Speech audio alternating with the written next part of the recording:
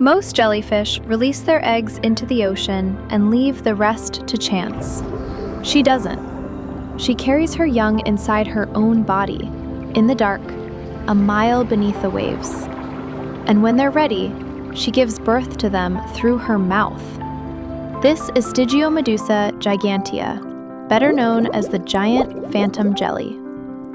Most people meet a jellyfish and brace for the sting. This one never comes.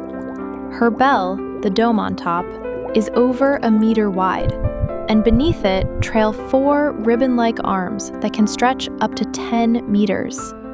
10 meters! About the length of a double-decker bus. They don't whip through the water like tentacles. They drift behind her, rising and falling with the current like long ribbons of silk. She almost never looks like she's swimming. She looks like she's floating through another world. Instead of venom, she drapes those arms around her prey like curtains and draws it slowly to her mouth. Her diet is thought to be mostly plankton and small fish, though she's seen so rarely that no one has ever really watched her feed. The first specimen was pulled from the sea in 1899, but it took scientists 60 years to understand what they were even looking at. A creature so unlike anything else that it needed a genus all its own, Stygiomedusa. The name comes from the river Styx, the boundary to the Greek underworld. It means, roughly, jellyfish of the underworld. She's a true jellyfish, but she's the only species in her entire genus. One genus, one animal. She lives in the midnight zone, below 1,000 meters, where sunlight has never reached, and the deepest records put her nearly 7 kilometers down. The pressure there would crush a submarine. Hundreds of kilograms bearing down on every square centimeter.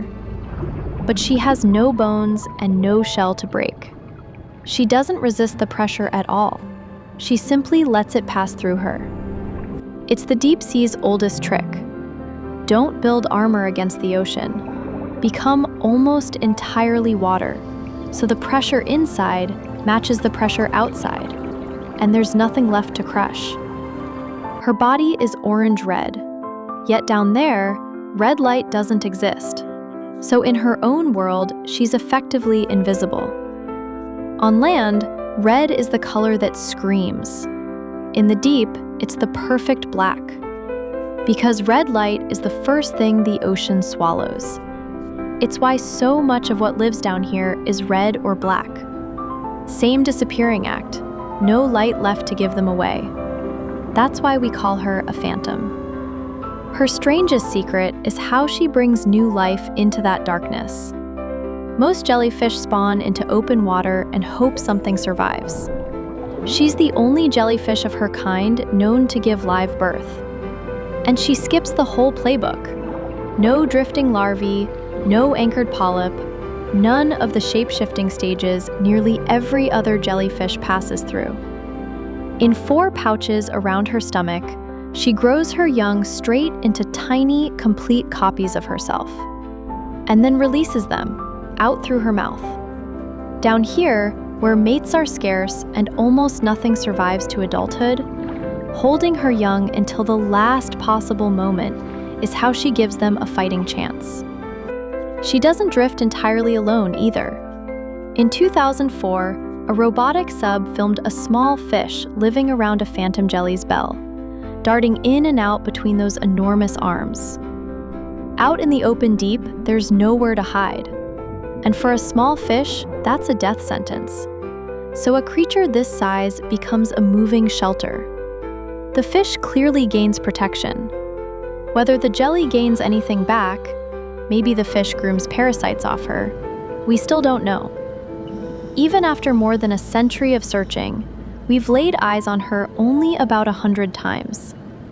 Robots from the Monterey Bay Aquarium Research Institute have made thousands of deep dives and caught her on camera only a handful.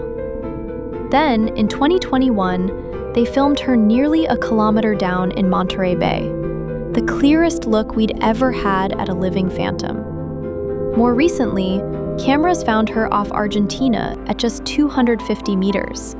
And off Antarctica, she's turned up as shallow as 80, a fraction of her usual world.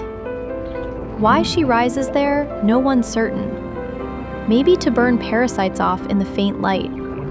Maybe the deep water simply lifts her toward the surface. Picture the ocean as two worlds. The one we know, sunlight, waves, coral, the flicker of fish. And the one beneath it, where there's no day, no night, and no color at all. She lives down there. She isn't frightening, and she isn't even mysterious. She's a quiet reminder that most life on this planet still exists far beyond anything we can picture.